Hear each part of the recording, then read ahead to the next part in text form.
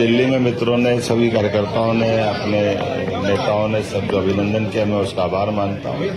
यशस्वी प्रधानमंत्री के नेतृत्व में हम उनके साथ कदम से कदम मिला के मध्य प्रदेश को भी विकास के नए आयाम तक पहुंचा ये प्रयास है।